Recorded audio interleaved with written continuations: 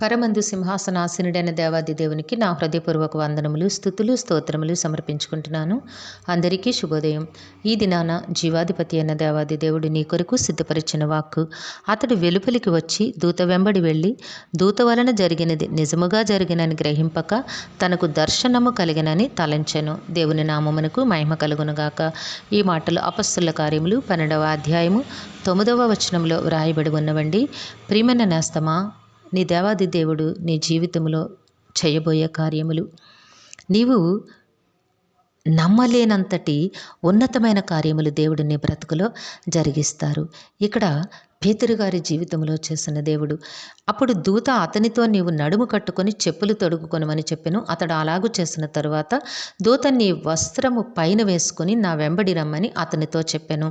ఇక్కడ చెరసాలలో పండుకొని మనుషుల మధ్య ఉన్న పేతురు దగ్గరికి వెళ్ళి దూత అతనిని లేపి బయటకు తీసుకొని వచ్చిన విధానము, నీ నడుము కట్టుకో, చెప్పులు తొడుగుకో, నీ పై వస్త్రము వేసుకో, వాటన్నిటినీ చెప్పింది. యాజ్ ఇట్ ఈస్గా పేతురు చేశాడు. చేసిన తర్వాత అతడు వెలుపలికి వచ్చి దూత వెంబడి అలాగా వెళ్ళాడట. వెళ్ళిన తర్వాత అనుకుంటున్నాడట, బయటికి వచ్చిన తర్వాత కూడా ఇదంతా ఒక దర్శనము కలిగింది నాకు అనుకుంటున్నాడట. అంటే అతను ఎంతటి స్థితిలో ఉన్నాడు, తన కాళ్ళతో నడుస్తున్నాడు, అన్నీ తన చేతులతో చేస్తున్నాడు. బట్ దాన్ని ఒక దర్శనము వలె ఫీల్ అవుతూ ఉన్నాడు. అంటే సఖ్యము కాని కార్యము నీ బ్రతుకులో జరిగినప్పుడు నువ్వు కూడా అనుకుంటూ ఉంటావు, నేస్తమా ఇది కలయా నిజమా అని చాలాసార్లు వాపోతూ ఉంటావు. అలానే నీ బ్రతుకులో దేవుడు ఉన్నతమైన కార్యములను చేయబోతూ ఉన్నారు.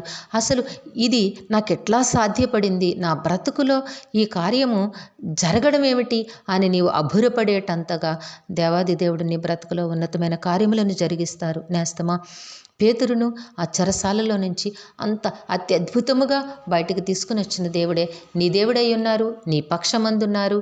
పేతురు పక్షమునున్న దేవుడే నీ పక్షానికి కూడా ఉన్నారు. నేస్తమా, నీ జీవితంలో కూడా ఇంతటి ఉన్నతమైన కార్యములను దేవాది దేవుడు జరిగిస్తారు. ఆ రోజు నువ్వు కూడా పేతురులానే అనుకుంటావు, ఏమిటిది కలయా నిజమా అట్లా ఫీల్ అవుతావు. పేతురు ఎలా ఫీల్ అవుతున్నారంటే ఇది దర్శనము కలిగింది అనుకుంటున్నారు. సో నీ జీవితంలో దేవుడు ఉన్నతమైన కార్యములను చేస్తారు. నీవు మాత్రం దేవునికి ఇష్టనిగా ఉండు నేస్తమా. దేవుని అడుగు జాడల్లోనే నీవు బ్రతకడానికి ప్రయత్నం చేయి. దేవునికి హేయమైన దేన్ని కూడా మనసులో ఉంచుకోకుండా నీ బ్రతుకులో జరగకుండా ఉండులాగున తన కృపను తన నిశ్చయతను నీకు అనుగ్రహించమని దేవుని సన్నిధిలో ప్రార్థన చెయ్యి. దేవుడు చేయబోయే కార్యములు నీ బ్రతుకులో చాలా చాలా మహా అద్భుతమైన ఉన్నతమైన కార్యములను చేయబోతూ ఉన్నారు. తప్పకుండా దేవుడు చేస్తారు. నీవు అనుభవిస్తావు. ఆ ఆనందముతో దేవుని సన్నిధిలో నీవు నిలువబడి అనేక మంది ఆ సంగతులను గూర్చి విని దేవునిని విశ్వసించినట్లుగా సాక్షార్థమై దేవాది దేవుడు నిన్ను నిలువబెట్టబోతూ ఉన్నారు. కాబట్టి దేవుడిని కట్టి కృపను అనుగ్రహించి జీవింపచేయునుగాక. ఆమెన్. ప్రార్థన చేసుకుందాము.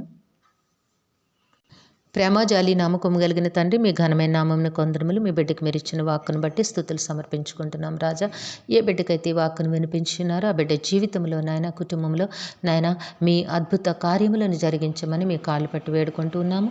ఈ దినము పుట్టినరోజు, వివాహ దినమోత్సవములు జరుపుకుంటున్న బిడ్డలందరికీ మీ ఆశీస్సులు దీర్ఘాయుష్ను అనుగ్రహించి మీ కృపలో జీవింపచేయండి తండ్రి. మా ప్రియులందరినీ, వారి కుటుంబములను మరి ఒకసారి మీ దివ్య హస్తములకు అప్పగించుకొంచున్నాము తండ్రి. వారందరికీ కావలసిన ఆయురారోగ్యము, పరిపూర్ణమైన రక్షణ, దీర్ఘాయుష్య, నెమ్మదిని ప్రసాదించి మీ శాంతి సమాధానంతో జీవింపచేయండి. మా ప్రియులు నాయన ప్రయాణములలో తోడుగా ఉండండి దేవా. వారు బయటికి వెళ్ళినప్పుడు వచ్చినప్పుడు ముందు వెనుకలు కుడి ఎడములు మీ పరిశుద్ధ దూతలను కాపుదలుగా ఉంచి నడిపించండి నాయన. బిడ్డలకు ఉన్నతమైన భవిష్యత్తులు ప్రసాదించండి. సకాలంలో నాయన బిడ్డలకి చక్కని ఉద్యోగములు, వివాహములు, గర్భఫలములు ప్రసాదించండి. విద్యాభ్యాసములో ఉన్న బిడ్డలకి నాయన మంచి స్థిరమైన మనస్సును, బుద్ధిని దయచేసి నాయన చక్కని విద్యను, భవిష్యత్తును అనుగ్రహించండి. మా ప్రియులు చేస్తున్న పనిపాట్లలో, వ్యాపారములలో, ఉద్యోగములలో మీరు తోడుగా ఉండి మీ ఆశీర్వాదమునిచ్చి నాయన మీ కృపలో జీవింపచేయమని, కుటుంబాల్లో మీ శాంతి, సమాధానము, నెమ్మదిని అనుగ్రహించి నాయన మీరు సిద్ధపరిచిన ఆశ్చర్య కార్యములన్నీ వారి బ్రతుకుల్లో నెరవేర్చి జీవింపచేయమని ఈ స్తుతియు ప్రార్థనయు మా రక్షకుడును మీ ప్రియకుమారుడైన యేసుక్రీస్తు వారి అతి శ్రేష్టమైన నామమున అడిగి వేడుకొనుచున్నాము తండ్రి. ఆమెన్. కరుణావాత్సల్యత కలిగిన దేవుడు మీ కుటుంబ జీవితంలో ఉన్నతమైన ఆశీర్వాదములు అనుగ్రహించి మిమ్మను ఆయన నామ మహిమ కొరకు జీవింపచేయునుగాక. ఆమెన్. ఆమెన్. ఆమెన్.